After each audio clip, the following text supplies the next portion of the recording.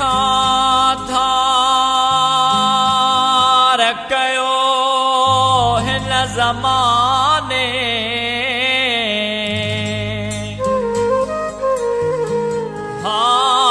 हबीबुल्ला चए मुझो को दर्द नथो जाने अच मिठाणे त वञन गमन सारिय जा गुलशन सोनरो बिछड़ी मिलिया से सूर सलिया से ॾाढो रोना से बई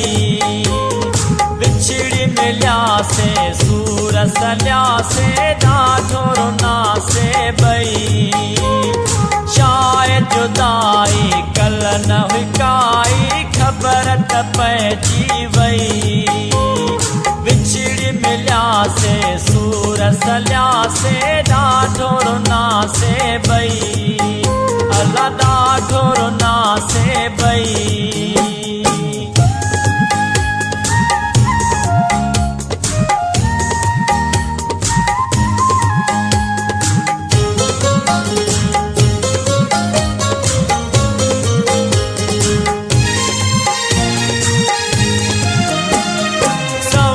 में कोई सजणो दो जेको कंदो वफ़ाई अल्लाह जेको कंदो वफ़ाई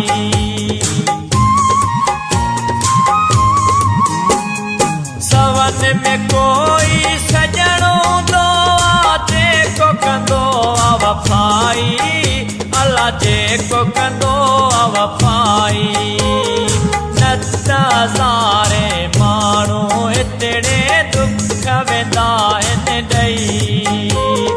नत हज़ारे माण्हू हितड़े दुख वेंदा आहिनि ॾेई शायद जुदाई कल न हुई काई ख़बर त पइजी वई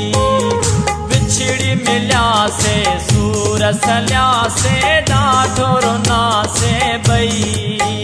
अल्लाह ॾाढो रोना से बई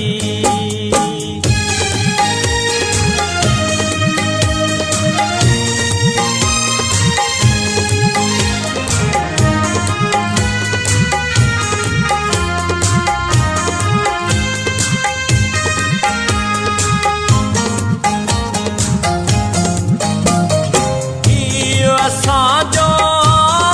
एॾो सूर सठा असां आहियूं अल्लाह सूर सठा असां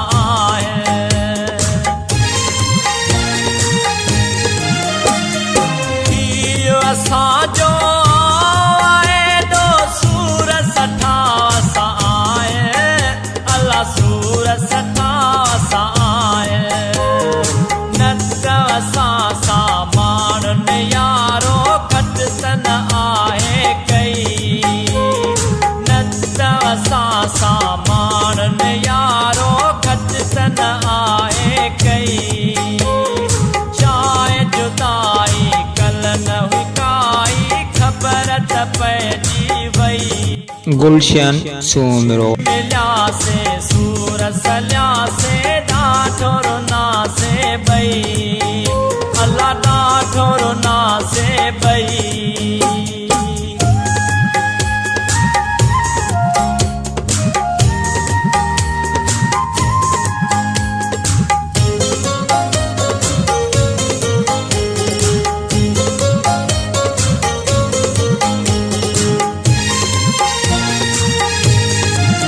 मीरा बासी दुख ॾिसी बि सब्र कंदो मां आहियां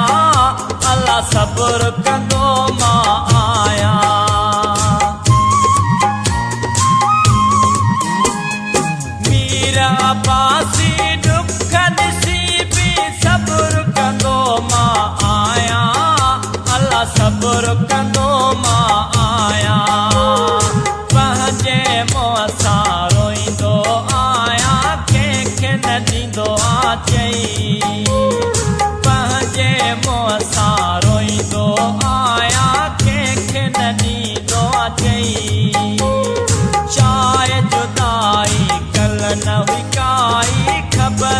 पइजी वई बिछड़ी मिलियासे सूर सलियासे ॾाढो रुनासे भई बिछड़ी मिलियासे सूर सलियासे ॾाढो रुनासे भई चाहे जुदाई कल न हुई काई ख़बर त पइजी वई बिछड़ी मिलियासे सूर सलियासे ॾाढो रुनासे भई